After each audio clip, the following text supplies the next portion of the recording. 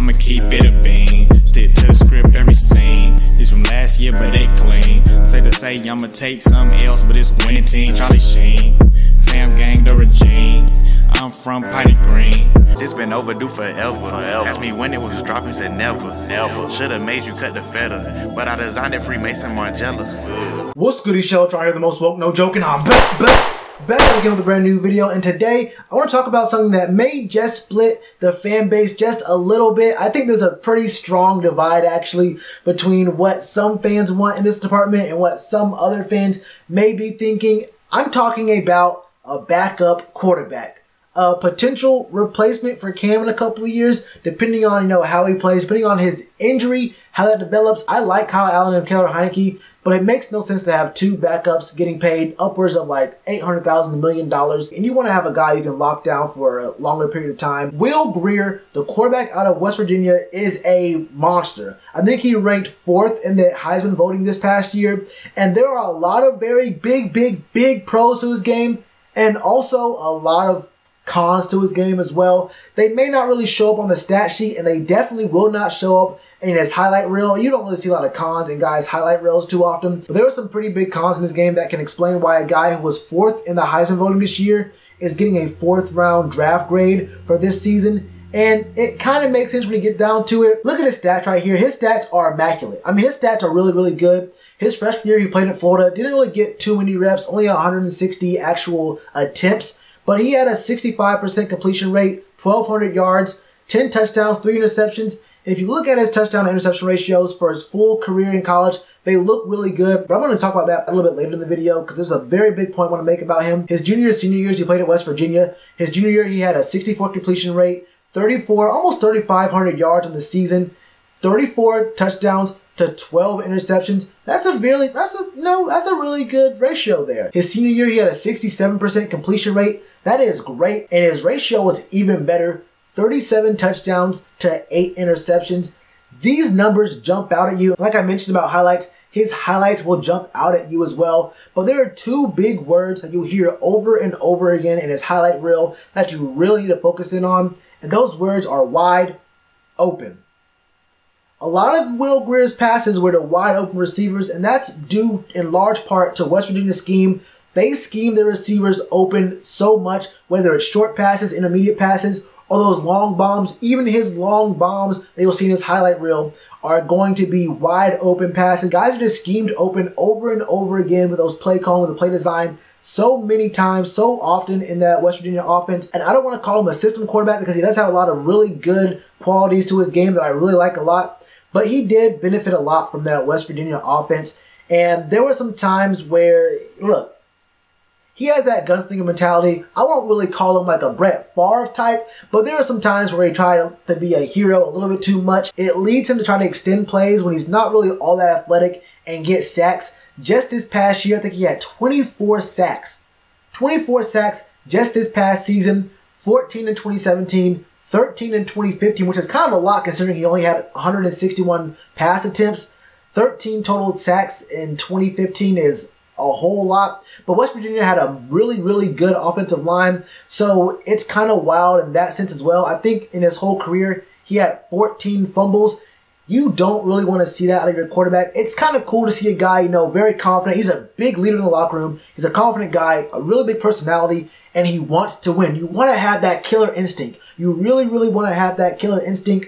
But for him to succeed at the next level, he has to kind of reel that in. And also, because he was in a very quarterback-friendly scheme at West Virginia, making those pre-snap reads and making these timing reads cannot be your biggest and only strength in the NFL. You have to make these pre-snap reads on the defense and then make more reads when the play is actually in action. You have to be able to see what the defense is giving you and look off your first and second read and maybe even switch to the other half of the field as well. There were some times where he only looked at one half of the field throughout the whole play, and that can be a problem for a quarterback. And when you get to the NFL, it's a whole different beast, so you have to be a little bit smarter. But I do kind of like that gunslinger mentality. He just needs to tone it in just a little bit more because although you will see in his highlights that he has a good touch on his passes, it's kind of boom or bust for his longer passes up the field. He can have some really good ones, and he can have some passes that'll have you think to yourself, why and where and who do you think you are and when do you think you could do this and how?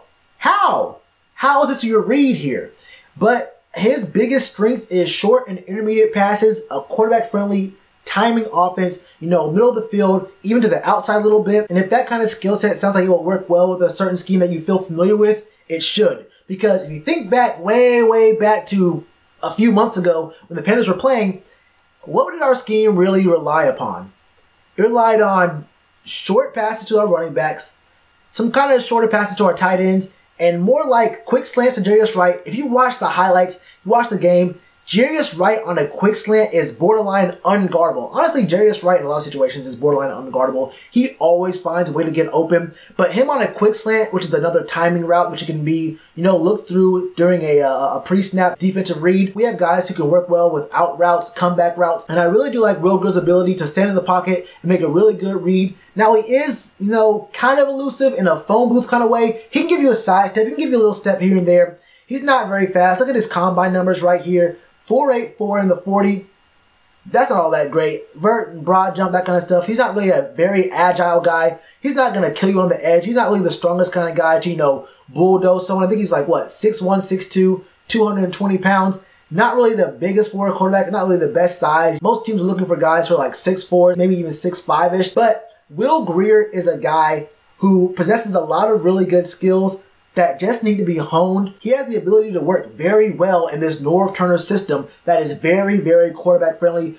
It was almost to the point where we saw Cam have extraordinary numbers that would very much rival his 2015 MVP season. And then we saw Taylor Heineke and Kyle Allen both come in and have really good numbers as well. But we are very interested in this man. Their games aren't all that similar. But with Cam's injury, with him not really being able to throw all that deep, and I'm not going to lie to you, Cam, even with a healthy shoulder, was never really the best, most accurate quarterback with a deep pass. And I'm not being a hater when I say this. I'm being 100% objective here.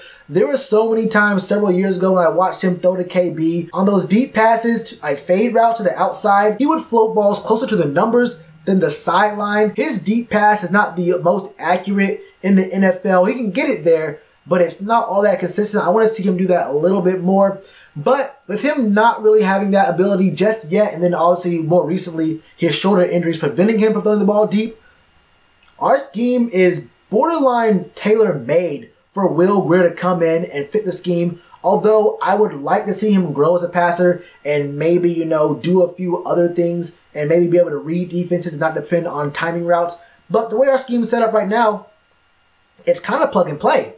It's kind of plug and play, and Will Grier could be a really good 4th round option for us if he's there. I think he might be, but there's some other teams that really give him some looks, especially the Patriots. They might just be willing to use a 3rd round pick on him. They have, 6 picks in their first 101? We have 4. So they could, they could be willing to use a 3rd round pick on him. I don't want to say I'm all in on him, but I'm very high on him. If he's available in the 4th round, I'm cool with that. I'm very cool with getting Will Grier in the 4th. And honestly, if the 3rd round is shaking up kind of crazy, I mean, maybe with the number 100 pick, I might take a flyer on him. The kid's got some real skill. His throwing motion could use a little bit of help. And, throwing on the run isn't really his forte, although he will try. I want him to just tone that down because his arm strength also is not the best. So with his motion being kind of wonky and his throw power already not being the best in the league, those two things working in tandem with each other, along with him wanting to extend plays when he's not really the most athletic, are the biggest reasons why he's not a 2nd round or 3rd round kind of guy. Look him up, man. He is the real deal, and I like him a lot. But what are your thoughts on him? Do you think that he's good or bad? Do you think his skills work out for us and for our team? Do you think the Panthers should even pick up a quarterback in this draft? And if you do, how early, how late? I'm kind of torn on this, and I think that a lot of the Panthers fans are going to be torn on this topic. There's a lot of Panthers fans. There's a lot of Cam first fans. Look, I understand that Cam's a very charismatic guy, but we have to also think about the future and think about his future because we don't want what happened last year to happen again in the future where we feel so hogtied to Cam that we have to keep him out there even when he's injured. If we have someone we actually have faith in as a backup quarterback, we would be more willing to, let Cam have 2 to 3 weeks off, let him get healed or whatever, and, let the backup win 2 of our 3 and keep the ship afloat. I'm 100% cool with that. But let me know all your thoughts in the comments below. And one last thing before I go, if you dig the content you're seeing here and you want to support the channel, please consider going to the description or the pinned comment down below, clicking on that link. It takes all of 10 seconds to sign the petition to hopefully get the Panthers to see this channel, notice it, and maybe consider partnering with the channel. We can do a lot bigger things. I can do bigger concepts, maybe even have highlights while I'm doing videos, because if I do highlights now, I get demonetized and I get like copyright claims, and I really can't do it. But if I were sponsored, I could do that. And there's so many other big things I could do as well, breakdowns and that kind of thing of plays. So it would really help me out a lot. If you want to show some support without spending any money, that would be greatly appreciated. But either way, like always, you already know to do that like button. Cheers to you, appreciate the chance. Been told y'all I been the man. Been told y'all I had the gift. Tell a friend, real ones gonna recommend. Count this as another win.